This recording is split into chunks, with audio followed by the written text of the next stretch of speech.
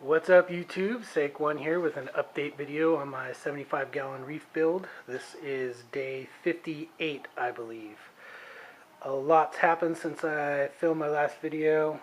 First of all, my yellow tang died. I believe he had succumbed to lymphocystis. Looked pretty good, like he was starting to get better. One day it completely cleared up, and then the next day it kind of overtook him, and then the day after that I got a phone call while at work and he was pretty much dead.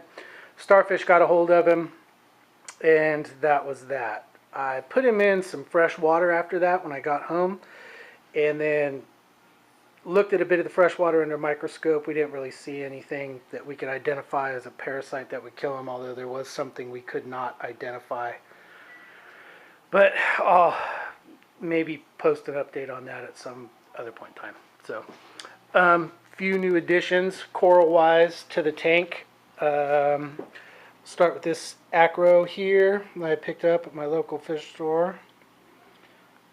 It's green. I'm not exactly sure what it is, but it's looking like it's doing well.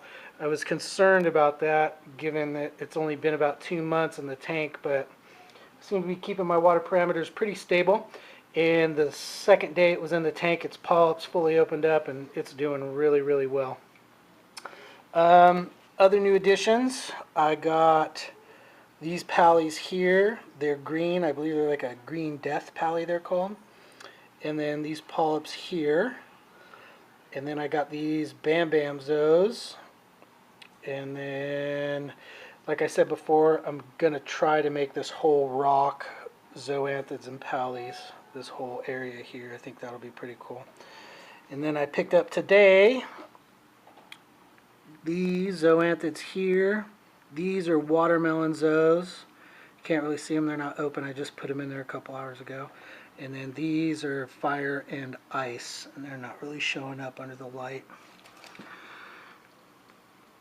But I'm going to scatter those again on these rocks over here in various areas and see what does and doesn't get along with each other, and then move them accordingly.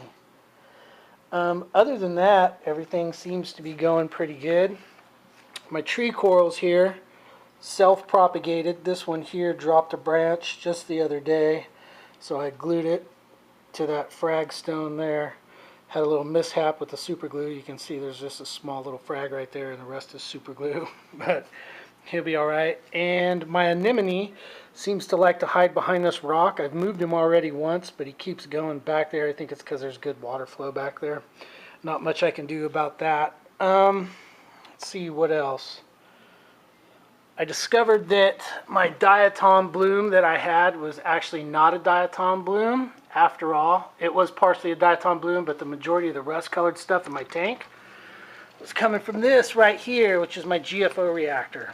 I had it up too high, and my GFO was grinding to dust, and as a result, everything in my tank was covered in dust. I've had to filter my sand like 3 times, which is not good. But everything seems to be doing okay now. I also picked up this guy, which is a Cyphus, I can't remember. He's a meteor shower coral or an offshoot of the meteor shower coral. He's really green and not blue like the traditional meteor shower, so I think he's like a false meteor shower. But I got him about a week ago, and I thought that he might need some more light, so I put him up there right under the lights.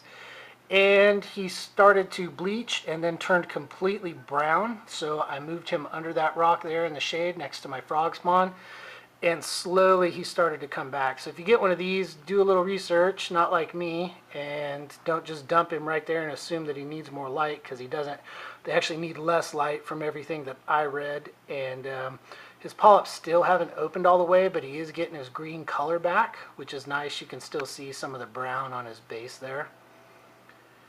It was all green, but overall he's coming back and he's starting to color up nicely.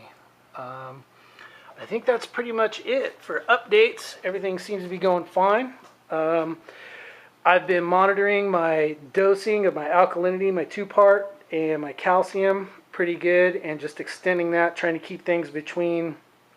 I'm trying to run my alkalinity a little high at 10 consistently, which has proven to be pretty hard. My calcium seems pretty stable, and my magnesium is always at like 1350, but calcium's running about between 420 and 450 consistently, but it's hard for me to keep my alkalinity up without it going 24 hours a day, and I get such a swing in pH when I'm dosing it that I kind of have to slow down. So I got it on 15 minutes every hour for 12 hours right now, and my pH is running pretty consistent between 8.1 and 8.2, so that seems pretty stable. I also played with my Vega lights, and since I got them, I started out at,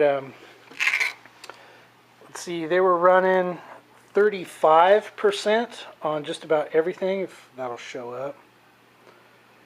But now, if my camera will focus, you can see I'm up to 50% on my white, 45 and 35. Let me see if I can get that to focus in a little better. Just will not show up. So I'm up to 50% on my white, 45 and 35 on my green and red, and then 85 on everything else. What I was doing was going up 10% every week, or 5% every week. And then what happened was I got to 55% white and 85% on everything else. And this guy right here started to bleach out. So did this guy here. Not the fish, move, thank you. And also my war coral back here, he started to bleach out. You can see up there, well, you can't really tell with the lights, but he also started to bleach out.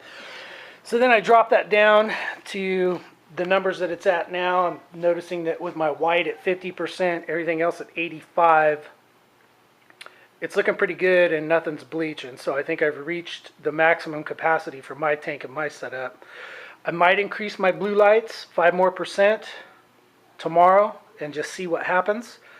But I'm pretty happy. Everything seems to be growing pretty good with the way that it is. It's set up now. So if I go up 5% and I notice any type of change negative with anything else, then I'll stop there. Also, my green star polyps have finally started to grow. You can see up at the top there, they're finally starting to grow out onto my box.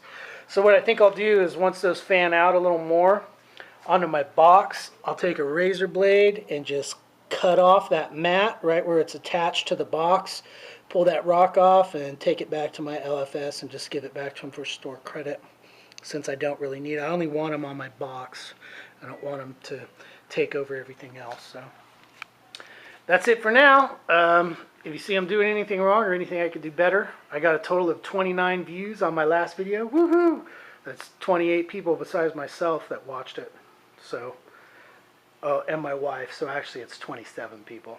So if I'm doing anything wrong or there's anything I could do better, please let me know. And thanks for watching.